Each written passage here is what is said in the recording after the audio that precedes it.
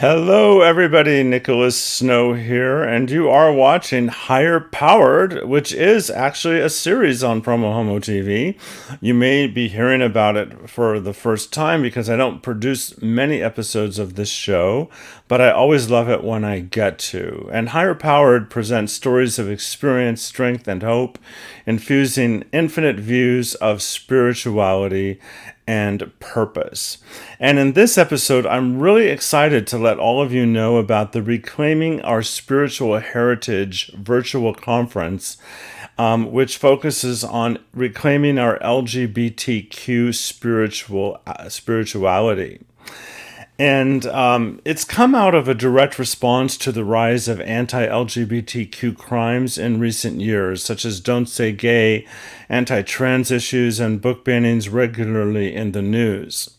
So the Reclaiming Our Spiritual Heritage and LGBTQ Spirituality Virtual Conference takes place June 17th through 24th, 2023, and it challenges the connection between homophobia and religion. The conference features a wide array of internationally known LGBTQ plus voices and provides a timely and relevant platform to raise awareness and inspire change, and aims to help the LGBTQ community find deeper levels of wholeness and self-acceptance. And I don't know about you, but I feel like I've been beaten up. Frankly, I think members of the LGBTQ community are being beaten up. We're under assault, and we can put on our spiritual energy. And I also think that to combat this hate, we really need to be rooted in love and our own power. And there's so many different ways to tap into that power. And my guest today is a well-known author. He's written many books, and we'll talk about him. But his name is Christian de la Huerta. He's the author of Coming Out Spiritually and Awakening the Soul of Power. And he's the host of the virtual conference and the special guest on my show coming up. PromoHomo.TV is all about empowering you, our communities, and our world. For their support of PromoHomo.TV, I wish to thank my sponsors. DAP Health. I've been a grateful client of DAP Health for more than a decade. One of their value statements, we welcome all people, period.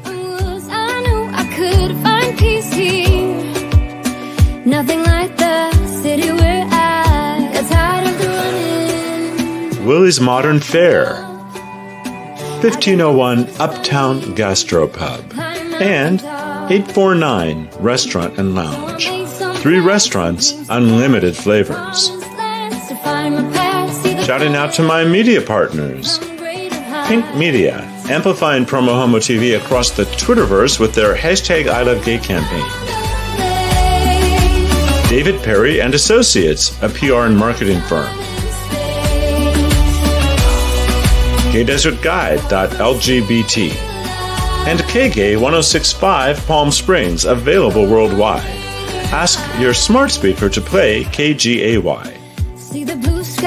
And last but not least, the PromoHomo.TV superstars who voluntarily subscribe to the free content at PromoHomo.TV for as little as $1 a month.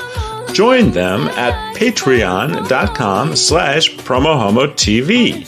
Meet many of them at PromoHomo.TV/superstars. Now here's how you can step up to the plate. To find out how you can help me empower you, our communities, and our world, visit PromoHomo.TV/empower. Thank you.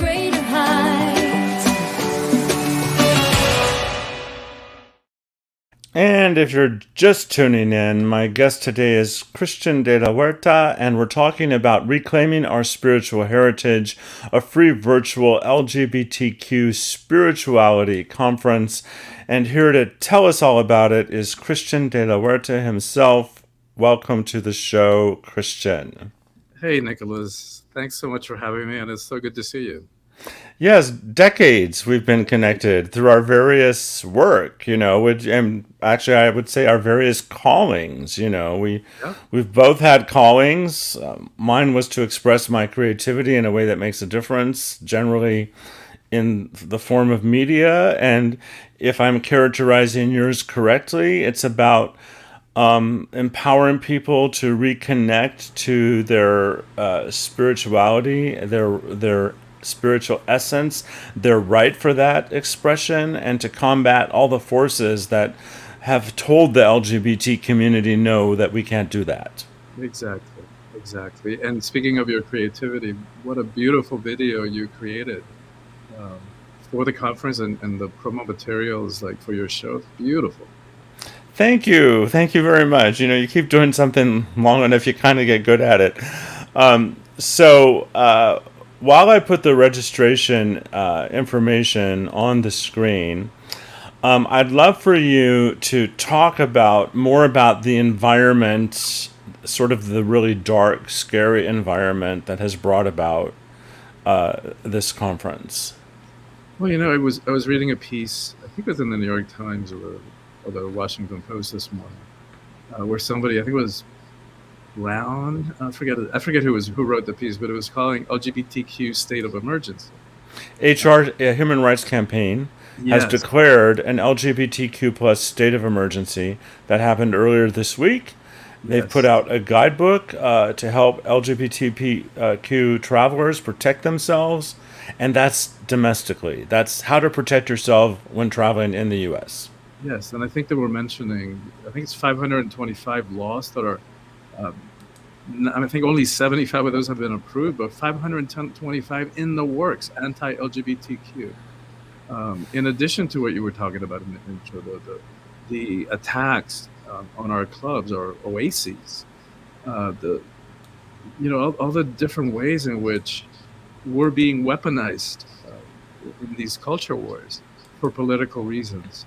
And so I felt that the message that I wrote about 20 years ago when Coming Out Spiritually was published, that it was time to bring that up again, because when we think about it, the weapons that are used to condemn us and to oppress us have religious roots. They also have roots in misogyny, uh, but the actual weapons are religiously based. And I also find it really sad and tragic that so many people in our community want nothing to do, and they struggle with their spirituality because we confuse it with religion. And no wonder, like, given the treatment that we have received and in many ways continue to receive at the hands of many religions. But what is sad and tragic and ironic is that there is so much evidence that before the patriarchal times, the patriarchal cultures, the patriarchal religions, people that we today call LGBTQ were not only spiritually inclined, but were actually honored, respected, and in some cases revered for the roles of spiritual service and leadership that we played. So that's that spiritual heritage that I want to bring forth and highlight again. Well, that's beautiful. I registered for the conference today at the free level, and I was immediately offered the opportunity to upgrade my registration, at which there's currently a reduced rate, and then closer to the conference, there's a higher rate. But before we get into that, I'd like to know, for the person that can or chooses to only participate at the free level, describe the experience for them. Well, we're a lot of them are the interviews are mostly pre-recorded, and they're interviews with amazing, extraordinary people. Some of whom and have been interviewed on your show, like Prince Manvendra, the only, as far as we know, openly gay prince. He's from India. Richard Blanco, the poet laureate and inaugural poet. Kira Johnson, the executive director of the task force, LGBTQ task force. Cecilia Eggleston, the global moderator of MCC, the Metropolitan Community Churches, and so many others.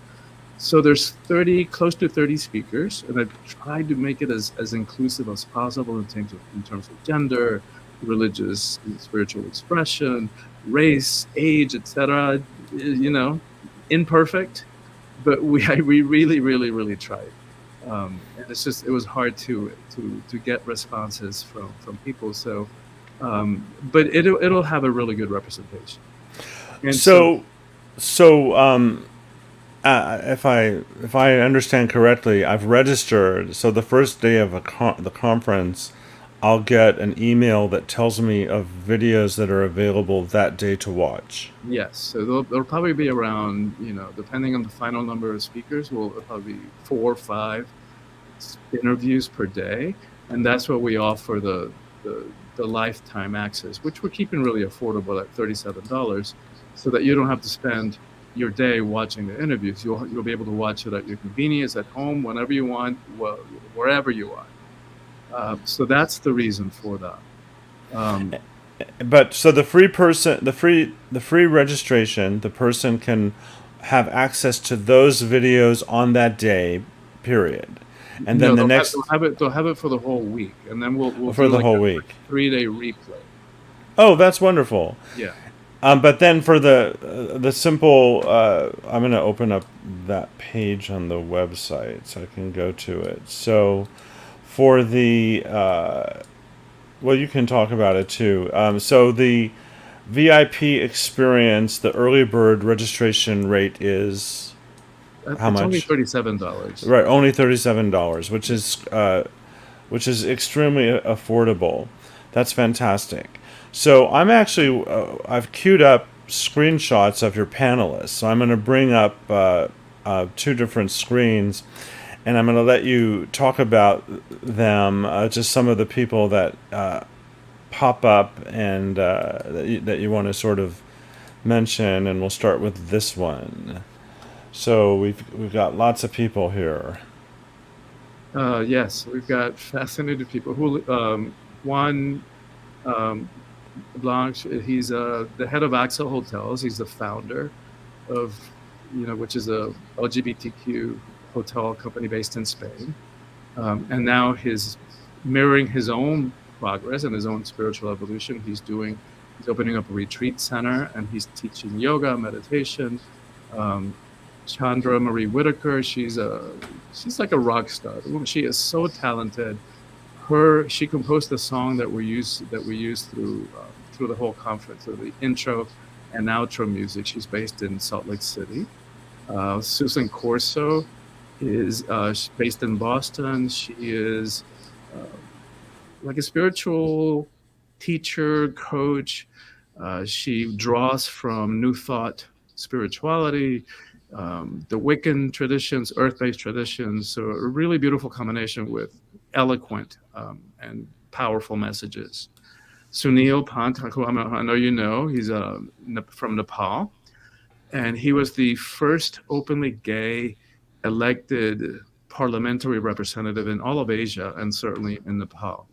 And he was responsible, and somebody who wasn't even an activist and not even a lawyer. He was trained in in computer sciences, but because of his own evolution and his own being gay and trying to reconcile that for himself, he was responsible in having laws approved in Nepal that it's the only country to date that has officially recognized the third gender. And in that third gender, they include not only trans people who cross gender boundaries, but also the whole they put all the LGBTQ in that category. Michelle Weiner, she is based in South Florida. She is a pain management doctor who uses psychedelic medicines as a way of healing. So it's a really interesting conversation about the bridging of science and spirituality, and explaining some of the spiritual experiences that people report from that filter of science, and really interesting. Um, Neil Thomas, whom you may know from your time in West Hollywood, he was the MCC minister in LA and is now the senior minister at Cathedral of Hope in Dallas, which is the largest LGBTQ focused church that we know of in the world. Um, but, well, I've cut off. I've on that other slide I was showing. The reason I swapped them out is had cut off some people. So we have Mandy Rice. Her picture is not on the screen, but we haven't talked about Mandy Rice. yeah, Mandy's she's an academic. based in Boston. And we had a really, she's young, so I try to include people from, from the younger generations too. So her thesis and she coined a word, queerituality. Um, and again, mirroring her own process of trying to reconcile her sexuality and spirituality. So we had a really interesting conversation too. Also from that younger generation, I don't see him on there, but David Montecalvo, who's in San Francisco, came out of a really fundamentalist Christian background and now works for Unity Church San Francisco. He started a group for gay men interested in spiritual issues and is writing a book, in the process of writing a book. Maria Nemeth is California based. I've known her for probably 30 years as well. She has a coaching school, but she's mostly known for her books on the consciousness of abundance. So she writes about money and how to approach it from a spiritual perspective. So really, really good messages that everybody will benefit from. How to change our mindset so that we can become more open to financial abundance. Clyde Hall's internationally renowned Native American who teaches all over the world and has been quoted in many books about the Native American traditions, which, as you know, in North America, out of the 500 or so indigenous tribes, by far the great majority of them honored, people that we today call LGBTQ. Their umbrella term is two-spirited. Each of the tribes had their own words for us, but the umbrella term today is two-spirited because we were thought to contain the essence of both the masculine and the feminine, which is one of the reasons that made us really good mediators. Like in many Native American circles and villages and tribes, when there was strife in between a heterosexual couple, or when there was strife between the men and the women, we were the ones that they went to help bridge the differences. So that's just one of the examples of the many, many roles that we have played throughout history, like keepers of beauty. To Well, me, and go ahead. I was just going to say we've only spoken about half of the speakers that are available, but all they have to do is register, and it's free to see the entire lineup. And what an amazing opportunity to have access to all of those different programs. And I would like to know that the term conference generally is indicative of a certain level of interactivity and networking. And I was wondering, is there an interactive component to this experience Yes. that people, and what would that be? Yeah, we'll have throughout the conference, we'll have live on Zoom, but live meet and greet so that people from all over the world can meet each other, and we'll also have, we'll have the opportunity to meet some of the presenters. Oh, that's amazing. My interest in this conference just like quadrupled at that response. That's very exciting. And will those live components of the conference be programmed to accommodate people around the world, or will you Yes. be focusing the activity, for example, gearing toward a U.S. audience? No, I think we'll probably have the majority of the attendees will be from North America, mostly from the U.S. But we will have live the meet and greets, the receptions. We'll have them throughout the day so that other people from different parts of the world can also participate. Oh, I love that. Yeah. I really love that. We have plenty of time, but is there anything you want to say about this conference that we haven't talked about yet? I think that the opportunities, like I know how difficult it was for me. I was raised in a really Catholic environment. And my adolescence was one long depression. As I struggled to balance out, to reconcile my spirituality and my sexuality. And with suicidal fantasies. So I understand why the rate of suicide among our youth is so much higher. It's like 4 times as high as their heterosexual counterparts. But But again, it's when I discovered this, like many of us, the way that I resolved that conflict was say, well, screw this. I threw out the baby with a baptismal water. Wanted nothing to do with anything that smacked of God or religion or spirituality. I didn't realize that there was a difference, and I didn't realize then that you could find a way that you to express that spiritual essence, because it's part of who we are. To me, it's to express it in a way that matches who we are. And to me, it's just as ludicrous to try to repress our sexuality, like many of us have tried to do, because it was such a source of conflict and pain and suffering. And to as it is to suppress our spirituality. It's just part of who we are. And so for me, it's like, how do we, if we want to have a sense of wholeness, if we want to have a sense of purpose, one of those words that you highlight in your show, we've got to reclaim all these parts of our rejected humanity. And to me, the word integrity is not about the moral value. The integrity comes from the word integer. So it's about wholeness.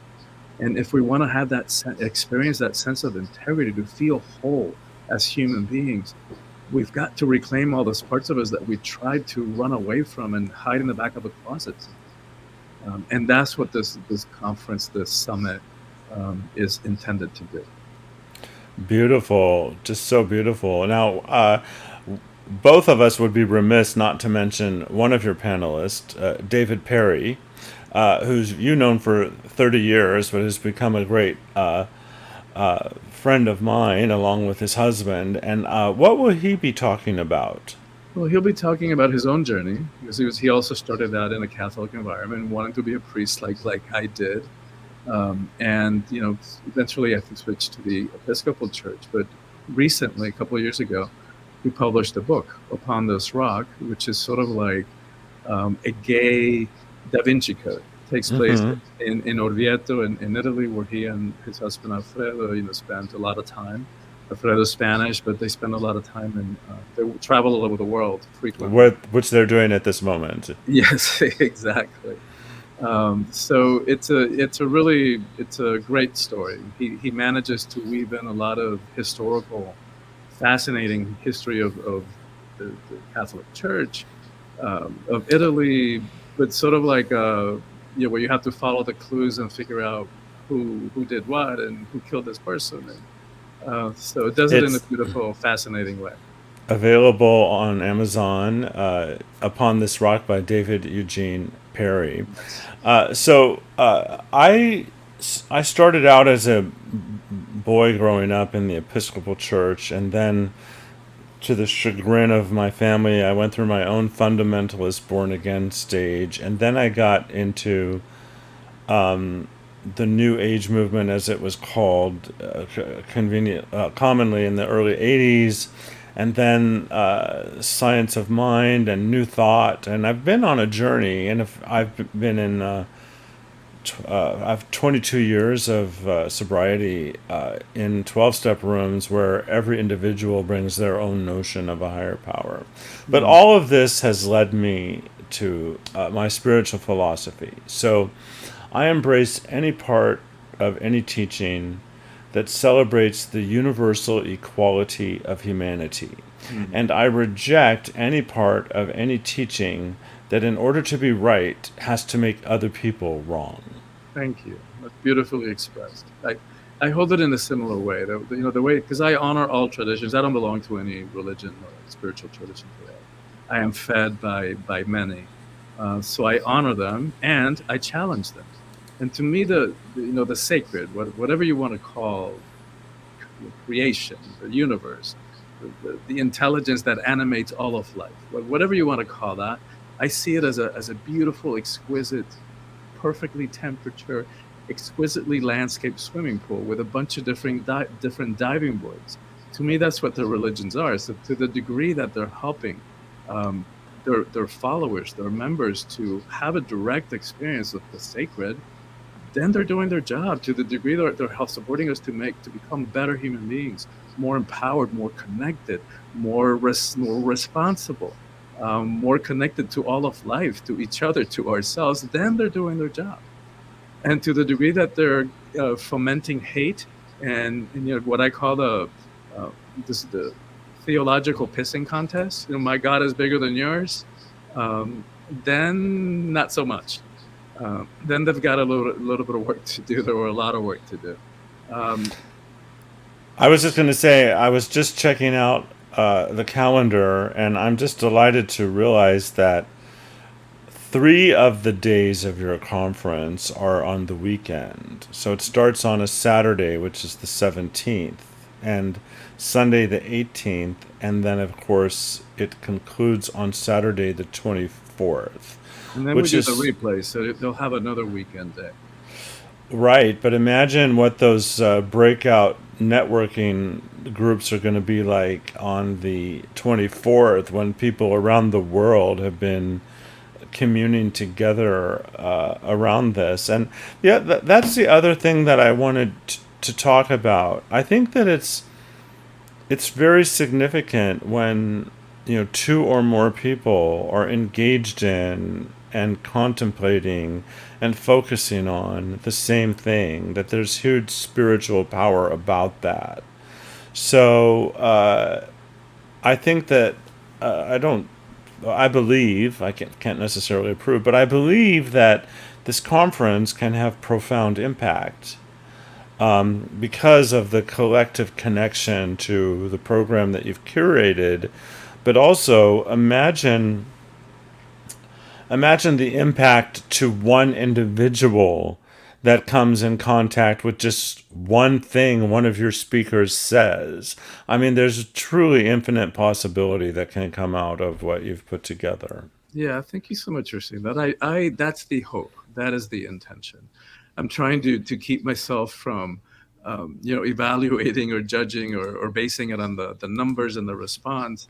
I see it the way that you're presenting it. If it changes one life, if it saves one life, as somebody who's really struggling, and maybe even contemplating taking their life because they can't reconcile who they are, then it did their job. Then the conference did its job. And so far I'm the only one who's heard all the interviews because I interview all the presenters, and I got to tell you, I am blown away, profoundly moved, so deeply impressed by the depth of conversation, the level of wisdom, the compassion, the heart, the humor, the brilliance that these speakers are sharing and gifting, because nobody gets paid for this. None of the speakers are getting paid for this. Well, I think that's brilliant, and of course, the nominal. If people choose to not just do the free version, but the $39 VIP registration is nominal, and then that gives just ongoing access to this. So I'm actually going to go in and upgrade my registration, just simply because I understand it more, and I really want to continue to have access to this It's worth amazing it, content. Nicholas. It is Yeah. so worth it. I mean, just even one of those interviews or five is worth keeping for your personal library, because it's really a profound level of communication and spiritual depth that these people are communicating. Fantastic. Do you have anything you would like to say in conclusion? Well, I want to say, come, please, and help us spread the word, right? That's the way that the speakers benefit, the presenters benefit, is by collectively, putting together our email lists. We're able to reach, or in our social media presence, we're able to reach a more broader, a much bigger audience that we could individually. But please, anybody who's watching this, help us spread the word. We're looking for ambassadors, which it's mostly a title, but we will give you a lifetime access if you consciously like really commit to helping us spread the word and helping us, get other people to the summit, to the conference. Well, that's why I took some significant time in creating the powerful video at the top of the show to really convey what this conference is about. So I hope that people share this particular episode a lot. I never know what episode of mine will get views, but that's what I particularly wanted to do, create something for you and for all of these amazing people who have put this together. My friend Lance Druckerman says, "Thank you for the wealth of information. Another great interview." He and his husband Gary support my show financially Thank because you. they are one of the PromoHomo.TV superstars. People can support my show for as little as $1 a month at patreon.com/PromoHomo.TV. And people who give $10 a month or more, their name is in the closing credits. So I kind of cut you off when I saw his remark, but I would love for you to just leave us. Actually, you know what? I thought of something. And because it's my show, I don't have a hard end. So I get to ask you this. So one of the interactivity and interactive options that comes out of this is everyone that registers for the conference is invited to join a Facebook group. Yes. And the Facebook group, in it, you're asked a question. And the question is, if someone could have a personal coaching session with you, what would you ask? So I'll ask you publicly on my Hmm. live program my question. In the face of obsession with devices and the internet, how can someone suffering from isolation and loneliness authentically connect with real human beings in the real world? Hmm. It's such a profound question, because I think that is the paradox of our times, that through technology, we're more interconnected globally than we can even imagine and could have imagined. And yet at the same time, the paradox is that we're also feeling a heightened sense of isolation, because we're relating mostly through our technology, through our computers and our phones. And that, it's like they did a study a few years ago where they discovered that what's at the root of all addiction, no matter how it expresses itself, is a longing for connection. So the question that you're asking is very profound. And yeah, of course we can feel connected through Zoom. It's better than nothing, but I don't think it's enough. And I think what you're pointing us to is that the depth of connection that we really long for is like nothing. Like, our time on Zoom cannot replace a hug, right? Which we also know from science that a hug held long enough can release the good feeling hormones in the body, and can pop somebody out of depression. So how do we do that, right? How do we do that now? And you live in a city where it's a lot of access to other gay men. But I think that longing for connection it's universal. It's not just between us. So I encourage everybody. It's like, yeah, let's connect online, and please come to the virtual conference. But I would encourage you to invite everybody to commit. Like, right, just make a commitment once a month, once a week, whatever it is that you decide for yourself. Get yourself out of the house. Get yourself out of the screen. Turn the computer off and go to a park, go to a beach, go to a coffee house, go walk around the block, and just meet people. Introduce yourself to somebody. Start a conversation. You never know what can come out of that. Well, thank you for that. Thank you for honoring my question on live media. One night this week, I went to bed early and I hadn't turned off my phone right away, and I ended up having a text interaction with a friend of mine who actually happened to read a bedtime story on Facebook live because a couple of his friends were in need of that sort of love and support, and I happened upon it, and we had this recent this text exchange afterwards. But I explained, I wrote this, I never even thought of it, but it just was the truth. And I didn't go to bed because I was tired. I went to bed because I wanted the hug of my covers. Yeah. Seriously, I wanted that embrace, and my Yes. access to the embrace was my cozy bed. So Yeah, yeah, yeah. You feel that little cocoon wrapped up in that little cocoon. right. It's kind of womb like. Yes, exactly.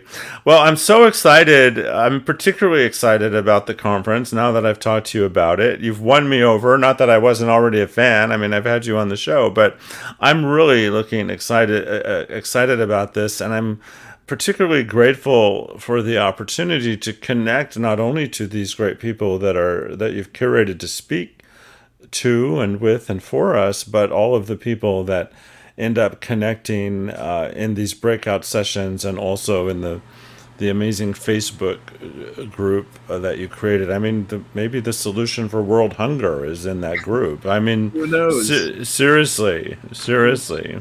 Who knows? That's the thing. Like, right? That's that connection. Like, we can't know what can come out of somebody making a connection, that meeting somebody who maybe they're on the other side of the world, but they share that passion, and can begin to explore what can we do together that we can't do separate and alone. Beautiful, And it's beautiful. all hands on deck, all hands on deck. And part of the message of coming out spiritually and the compass is that LGBTQ people have always had a job. That's been part of our job, is to make a difference. And we will hear more about that throughout the conference, like what a big difference in the contributions that we have made to the world. So, this is a final call to my viewers. Register for the virtual Reclaiming Our Spiritual Heritage Conference, June 17th through 24th. You can sign up at consciousleaderssummit.com. And the process is very, very simple.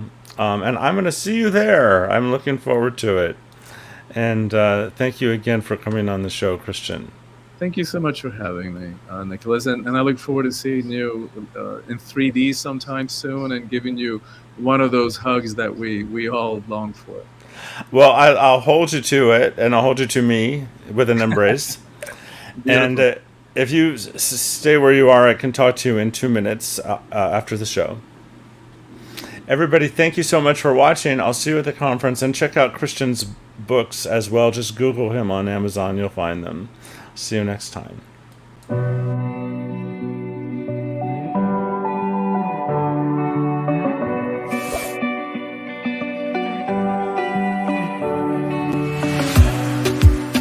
In a safe place, I got room to breathe.